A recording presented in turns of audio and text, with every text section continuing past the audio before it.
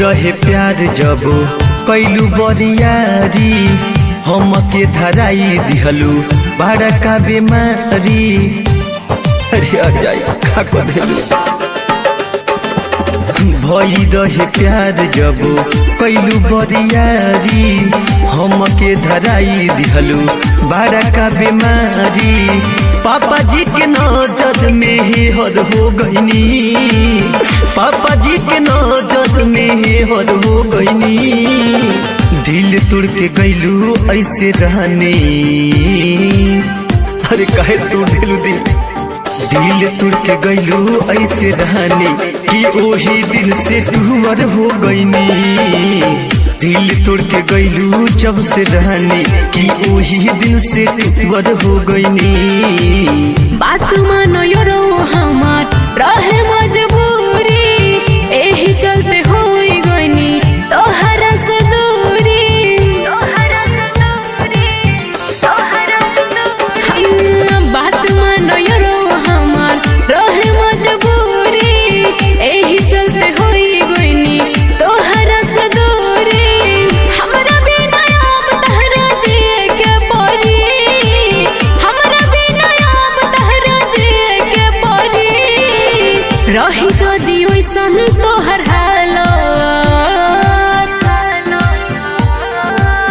रही जदि ओइसन तोहर हालत, जहर हमके पिए के परी।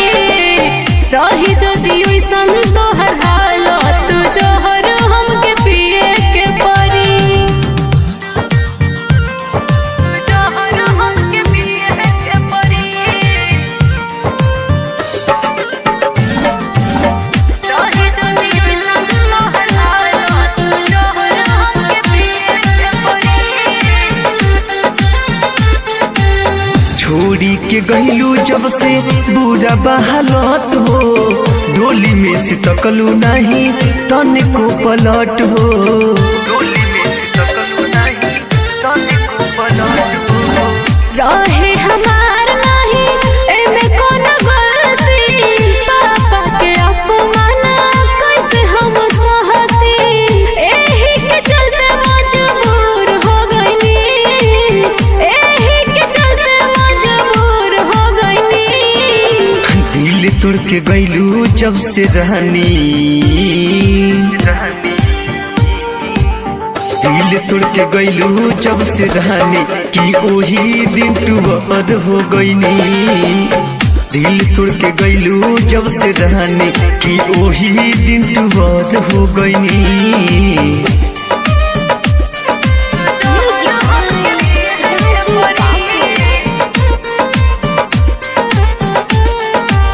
हमारा संगे कैलू काहे ऐसन घात हो, बीरी बलबल मुआ अमर छोड़ दिहल साथ हो। अरे काहे हर जाई कदे ऐसन पर कस विनोद बतिया दिल के बताईनी, तोहर राज नाही कवनो छिपाईनी। कावना करान तोहसे दूर हो गईनी, कावना करान तोहसे दूर हो गईनी। छोड़ के जब से गईलू हमके रहनी, छोड़ के जब से गईलू हमके रहनी हम ओही दिन टूअर हो गईनी। छोड़ के जब से गईलू हमके रहनी हम ओही दिन टूअर हो गईनी।